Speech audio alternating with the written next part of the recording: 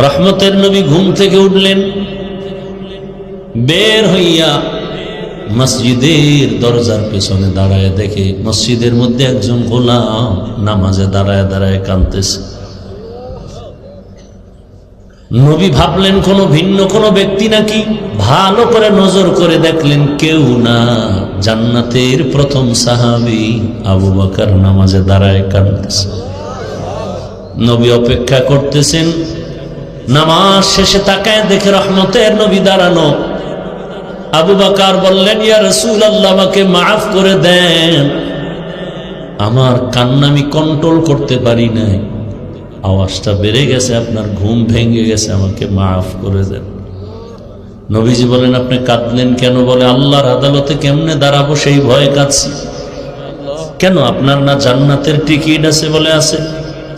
কিন্তু নবী, আপনিই তো বয়ান করেছেন হাসরের ময়দানে সব নারী পুরুষ সব উলঙ্গ দাঁড়াবে, একসাথে দাঁড়াবে।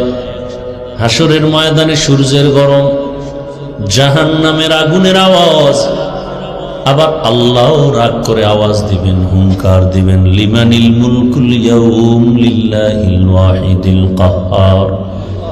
নবী, আপনিই তো কান্না করে বয়ান করেছেন হাসরের মাঠে এমন হালাত হবে, আমার আল্লাহ যখন রাগ হয়ে আওয়াজ দিবেন তখন হাসরের মাঠ থরথর করে কাঁপতে থাকবে। এমন কঠিন সময় নবীরা পর্যন্ত কান্না শুরু করবেন।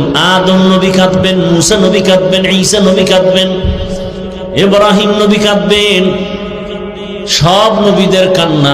নবীরা যদি কান্না করে, আমি আবু বকরের উপায় কি?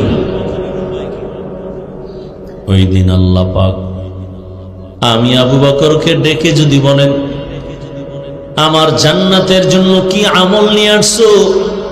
আমি যদি বলি, হে মালিক, রোজা, নামাজ, তেলাওয়াত, জিকির। আল্লাহ যদি বলে, আমি যেইভাবে নামাজ চাইছি ওইভাবে হক আদায় করে নামাজ দিতে পারো নাই, আমি যেভাবে রোজা চাইছি হক আদায় করে দাও নাই, মানুষকে দেখায় দেখায় আমল করছো, আমি আল্লাহ তোমার আমল পছন্দ করি নাই, অতএব তোমার আমল তুমি নিয়ে জাহান্নামে চলে যাও। আল্লাহ যদি বলেন, ওই সময় কে আমাকে ফিরাবে? ওই ভয়ে আমি চোখের পানি ছেড়ে কান্না শুরু করেছি, আমি আল্লাহর আদালতে কেমনে দাঁড়াবো? বড় কঠিন হালাত। এভাবে বলতে থাকলে সারা রাত চলে যাবে। ওমরে ফারুককে নবীজি বলেন, আকাশের দিকে তাকায় দেখো কত তারকা, গণনা করা যায় না। আমার ওমরের আমলে